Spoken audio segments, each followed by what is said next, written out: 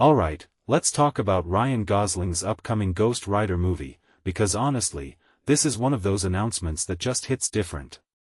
Marvel bringing Ghost Rider back to the big screen in 2028? With Gosling in the lead and Shawn Levy directing? It's a bold move, and personally, I think it's about time. But here's the thing, if Marvel wants this to be the definitive Ghost Rider film, they need to take a hard look at what the previous movies got right, and wrong. And trust me, there's a lot to unpack here. First off, let's address the elephant in the room, the Nicolas Cage Ghost Rider movies. Yeah, they're often written off as failures, but that's way too simplistic. The 2007 film and Spirit of Vengeance each had their moments, but they stumbled in very different ways.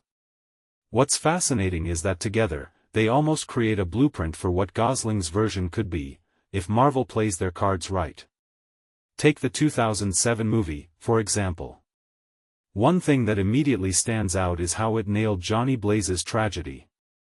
Instead of getting bogged down in the convoluted comic book lore, it streamlined his origin into this gut-wrenching moment, a kid selling his soul to save his dying father, only to watch him die anyway. That's powerful stuff. It's one of those rare cases where simplifying the source material actually makes the story more compelling. Johnny's not just a hero, he's a guy haunted by a decision he made out of love, and that's what makes him relatable. Now, let's talk about Nicolas Cage's performance. Honestly, I think he gets way too much flack. Sure, his Johnny Blaze is quirky, eating jelly beans, watching animal documentaries, but that's the point. This isn't your typical wisecracking superhero. This is a guy who's convinced the devil owns his soul, and Cage commits to that paranoia. What many people don't realize is that his performance adds this layer of humanity to the character. He's not just a guy with a flaming skull, he's a man grappling with his own mortality and the weight of his choices. Another detail I find fascinating is how the first movie expanded Ghost Rider's mythology. Sam Elliott's Carter Slade introduces the idea that there's been a Ghost Rider in every generation, cursed to carry out the devil's bargains. That's a brilliant way to honor the comics while adding depth to the story.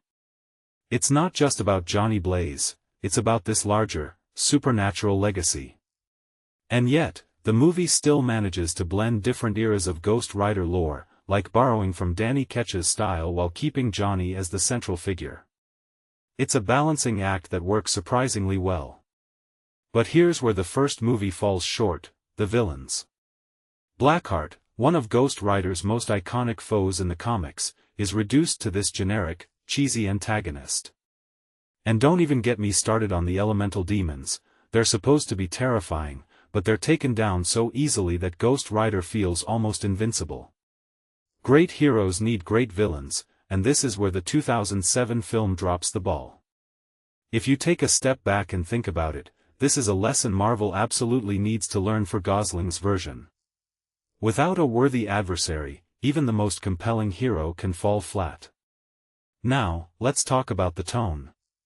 Ghost Rider is Marvel's horror hero, but the 2007 movie often feels too glossy, too safe.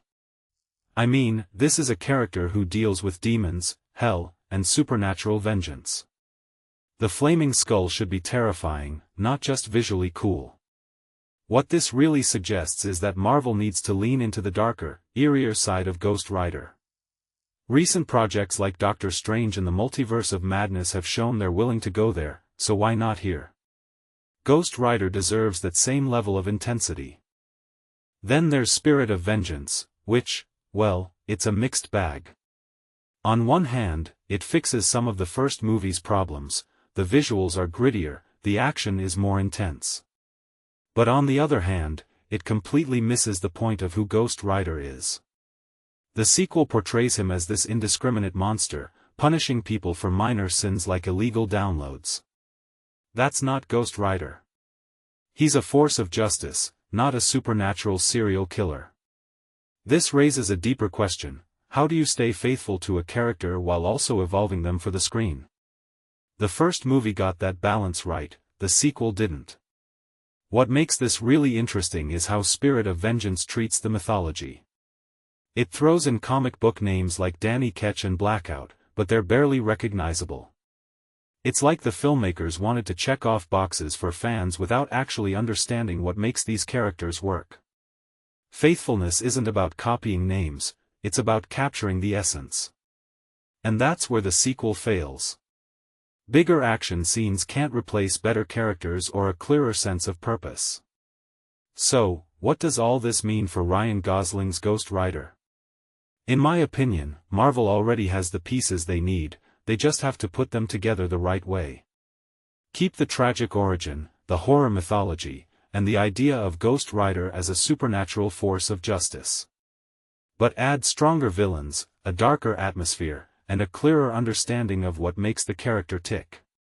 If they can combine the heart of the first movie with the intensity the second was chasing, Gosling's version could be something special. Personally, I'm cautiously optimistic. Gosling's a fantastic actor, and Shawn Levy's a solid director.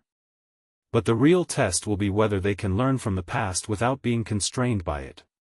Ghost Rider's been waiting for his definitive big-screen moment for decades. Here's hoping this is it. What do you think?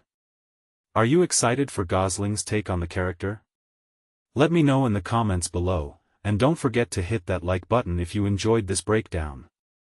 Until next time, keep riding that cinematic flame.